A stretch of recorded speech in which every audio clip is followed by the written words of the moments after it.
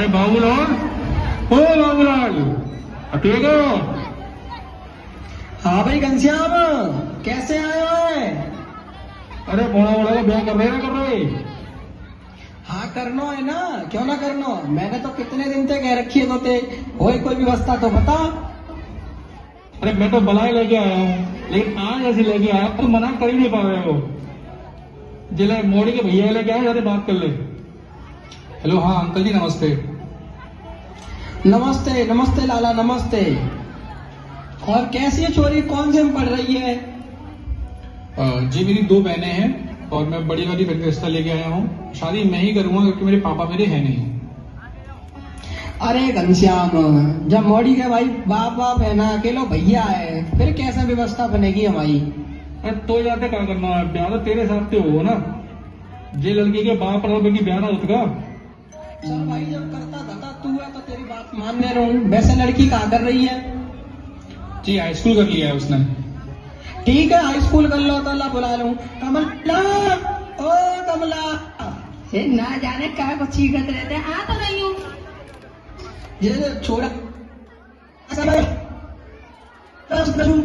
हाँ ठीक है, बुला रही हूँ, बाहर चलो गो, हालने एक देर को। ठीक है, बुला ले। लाला तो तू घर पर देख ले, ला मैं तो उनके कछु बात कर लूं।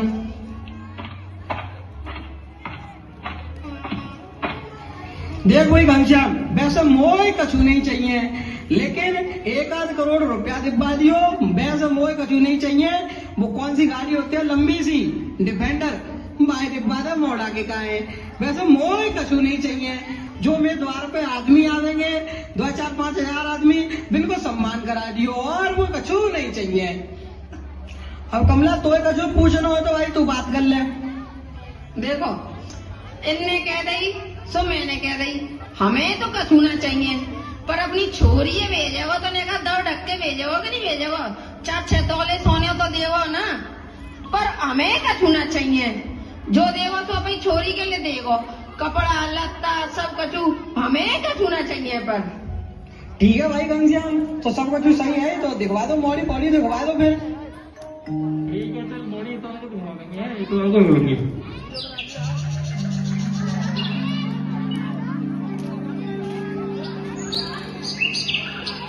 राम राम घनश्याम। राम राम बाबूला, राम राम। बुला ले भाई, लड़की है दिखवा दे। अरे जी गीता बेटा, लली बुला रही हो? जी नमस्ते नमस्ते नमस्ते।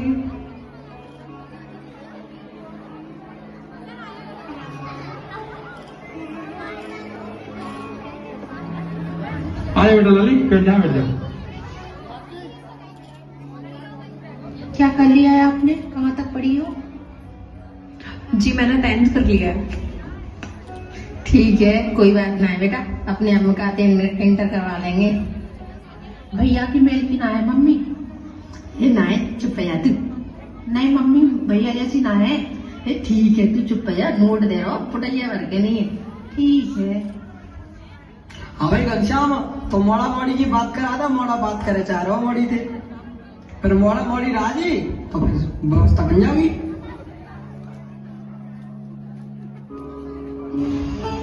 बता लाला, आप कहा कह रहे हो तू? मुझे लगे समझ में नहीं आई मम्मी, बाकी आप देख लो। कहा के गए भाई हवाले कसू ना करो, बाकी तो यही आदत है। ठीक है, जितना नहीं करते रहो सब चल जाओ। बात आगे बढ़ाओ तुम।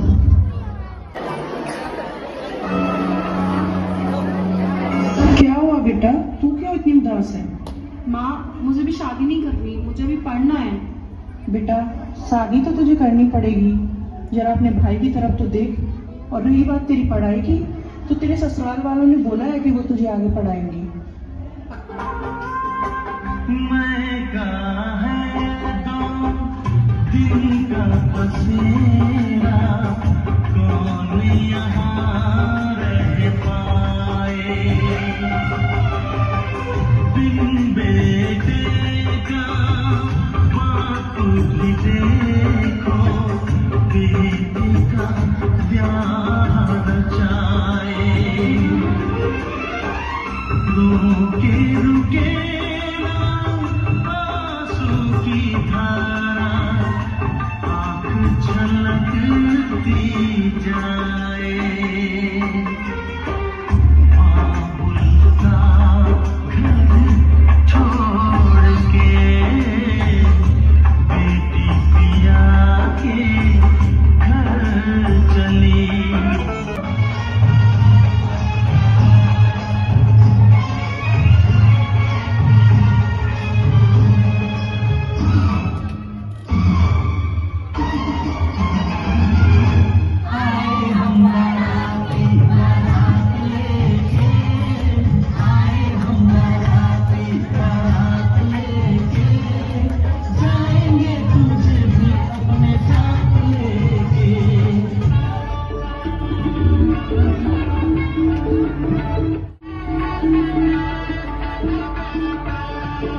हाँ भाई टुट्टू, वो व्यवस्था कहाँ है? क्या हुआ उस व्यवस्था का जो बात हुई थी?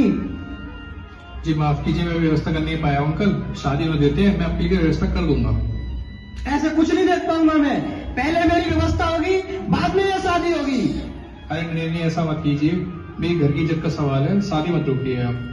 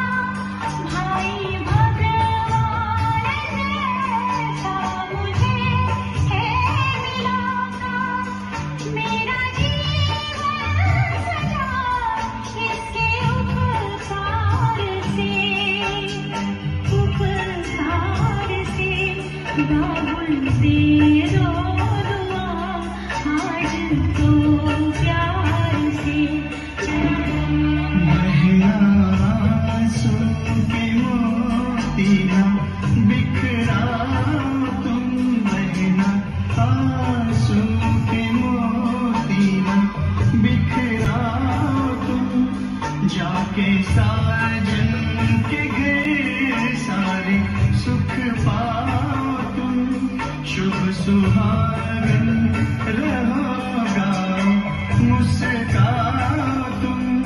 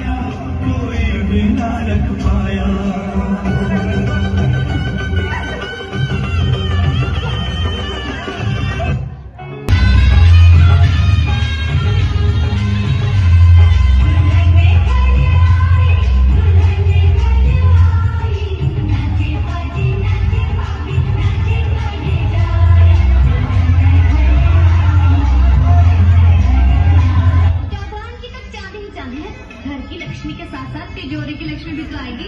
आए ना आए हमें इससे कोई मतलब नहीं। दहेज के हम अगर इतने ही लालची होते तो मुंह खोल के ना मांग लेते। निरंजन के बापू ने तो साफ साफ कह दिया इच्छा हो तो ही दीजिए, वरना ऐसा कोई जरूरी नहीं है। हमें तो बस दोहरानी चाहिए। सुनिए सुनिए जी, दहेज कैसा मिला? ठीक है। माँ, बाबूजी कुछ खुश नहीं है? कहीं ऐसा तो नहीं कि दहेज कम मिला हो? ऐसा हो ही नहीं सकता। अरे कप्तानी का बाप कोई ऐसा वैसा थोड़ी है, दीवान साहब है। अरे हाथी मरता है तो भी गधे से ऊंचा रहता है। दहेज में कोई कमी नहीं की होगी उन्होंने। लेकिन वो बाबूजी तो वो छोड़ उनकी बात, उनका तो वो हमेशा पुरानी घड़ी की तरह लटका रहता है। चल चल बारात आ गई।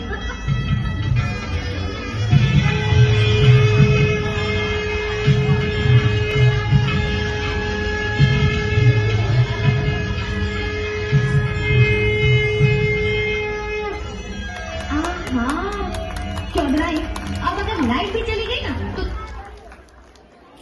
फाल्गुनी एकदम ठीक कहती है। बस अब कहीं और किसी की नजर ना लग जाए। चलो बहुरानी अंदर चलो। अरे ऐसे कैसे जाएगी? पहले तो आज शिकायत देनी पड़ेगी। अरे बहुरानी ये तुम्हारी बड़ी ननद है, दो चार आने दे दो। दो चार आने? मैं क्या भिखारी दिखती हूँ? बाद में दे देगी, अभी तो जाने दे। अच्छा ठीक है, मैं बाद में ले लूँ, लेकिन एक शर्त है, जो मांगूंगी वो देना पड़ेगा। अरे तो तुम कौन से आसमान के चांद सितारे मांग लोगी? आगे चलो चलो।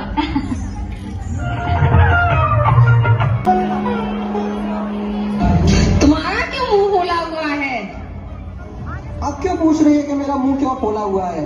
और ले कर ले शादी, ले ले पोटली। दीवान साहब ने मेरी लंका।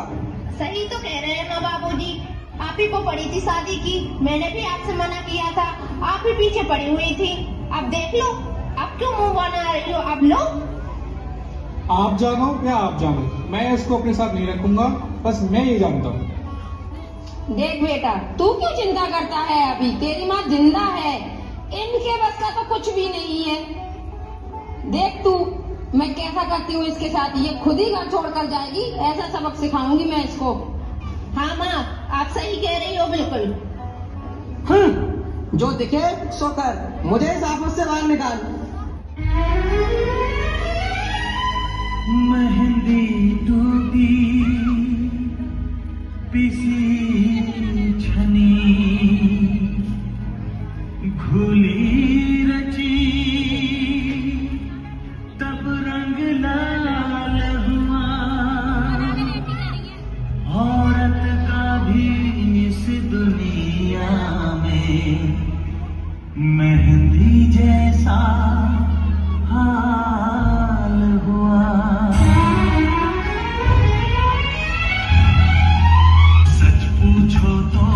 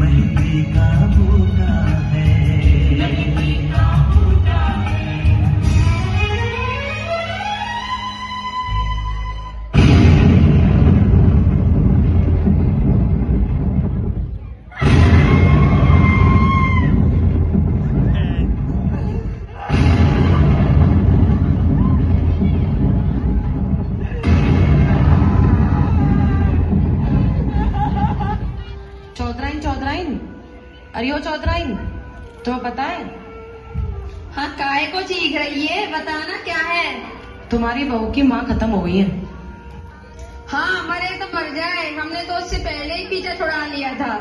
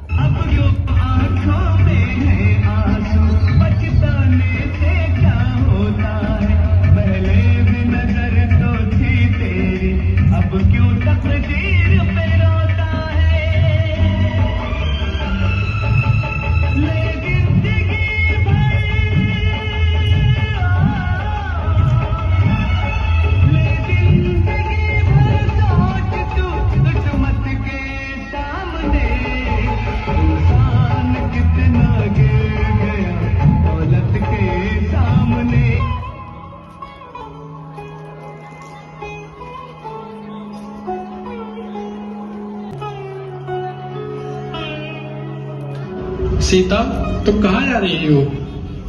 भैया मैं बस जा रही हूँ। अरे दीदी बता के तो जाओ, कहाँ जा रही हो? मैं ये पूछने जा रही हूँ कि मेरा क्या कसूर था, मैंने क्या बिगाड़ा था उनका, मुझे क्यों सजा मिल रही है? रुको सीता, अकेले मत जाओ। नहीं भैया, मैं जा रही हूँ और आज मैं अकेली ही जाऊंगी।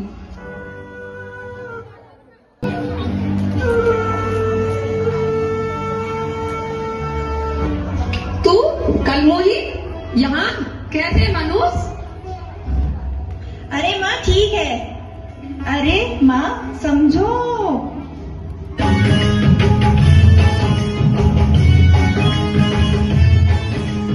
चारों तरफ अंधेर मचा है,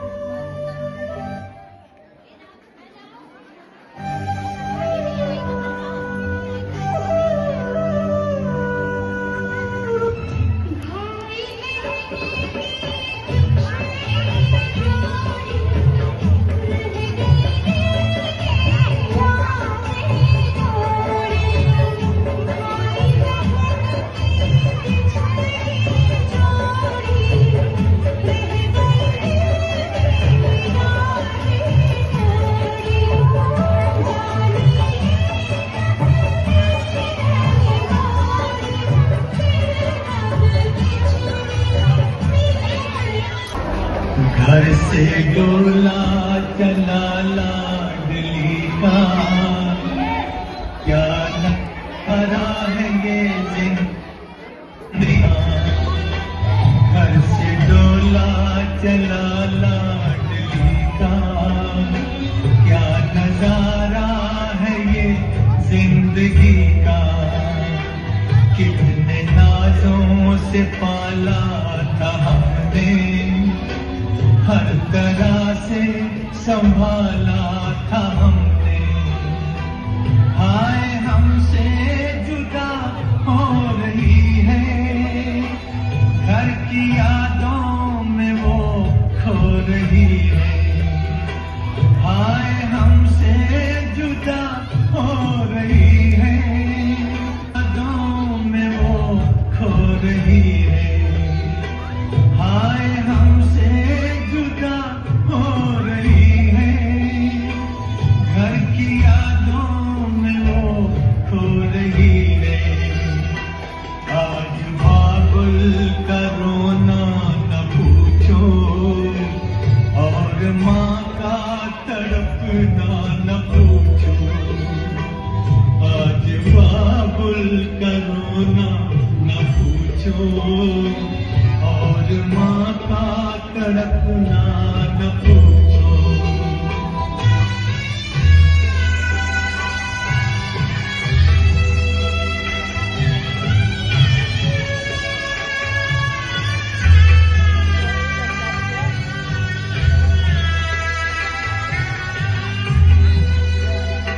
प्यारी प्यारी वो गुड़ियां भी छूटी, हाय बचपन की सखियां भी छूटी।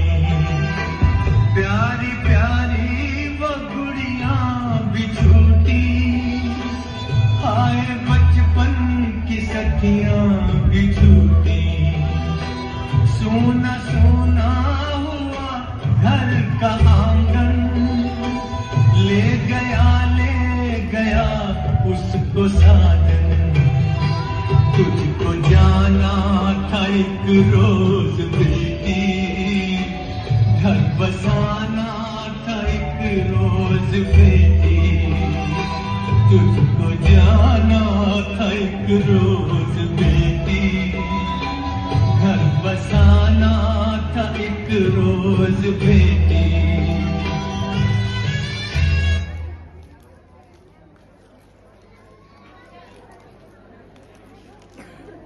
तो जैसा कि आप लोगों ने देखा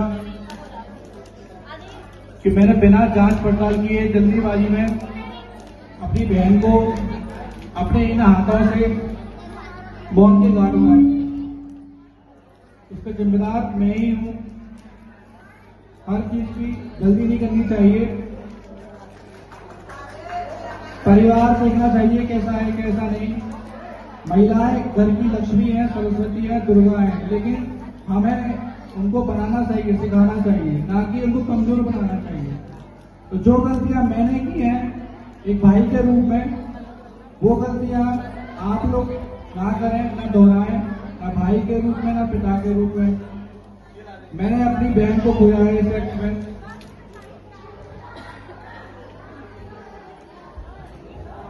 क्या आप सभी इस भाई की दर्द से रिलेट कर रहे हैं?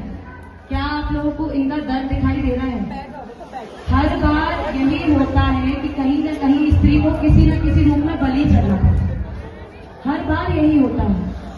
हम सब तमाशा देखने वाली भीड़ में शामिल होते हैं, लेकिन कभी भी उस तमाशे को तोड़कर उस प्रथा को रोकने का हिस्सा कोई नहीं बनता है। सिर्फ अपनी शान में, अपनी इज्जत को दिखाने के लिए और अपने नाम या अपने रुतबे को बड़ा करने के लिए हम हर बार एक स्त्री की बलि चढ़ा देते हैं। ये एक कुप्रथा है, हम सब जानते हैं, लेकिन आज भी हम दहेज को रोक नहीं पाए और न कभी रोकने के लिए कोई कदम उठाते हैं। हमें तो अपनी शान दिखती है। किसी लड़की को कोई हक है या नहीं, ये वो डिसाइड करते हैं या वो उस चीज का फैसला लेते हैं जिनके घर में वो पली बड़ी है। क्या आपने कभी सोचा है कि जब आप किसी लड़की का रिश्ता तय करने जाते हैं तो आपने उसे पूछा है कि उसे शादी करनी है या नहीं करनी? कभी आपने उसकी सहमति या असहमति के बारे में जानना जरूरी समझा है? आपकी बच्ची 10th क्लास में हो, 12th क्लास में हो, बस गाँव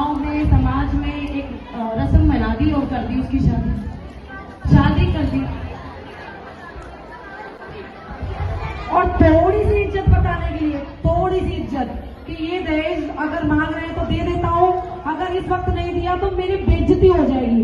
उस इज्जत को बचाने के लिए क्या करते हैं, हर रोज भारत देश में पता नहीं कितनी लड़कियां दांव पे लग रही हैं, पता नहीं कितनी लड़कियां हर रोज दांव पे लग रही हैं।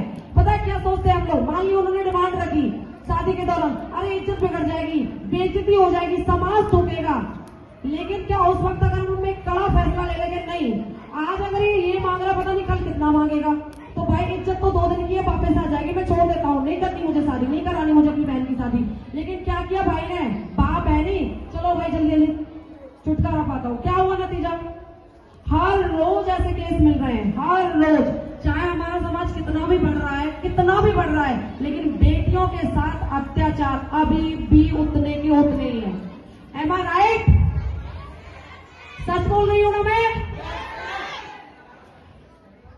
शायद फील कर पा रहे होंगे आप इस चीज को कि मैंने क्या यहाँ दिखाया है आप लोगों को। तो प्लीज अपनी बेटियों को पढ़ाओ लिखाओ, कुछ काबिल बनाओ, चाहे वो 4 पैसे के काबिल बनाओ, पर इतना कमाओ, इतना बनाओ उनको कि वो 4 पैसे खुद के कमाए हुए हो, कभी घर से निकाले ना उनको, घर से तो ऐसे उसकी तरह मरे ना जैसे आज सीता को मारा गया।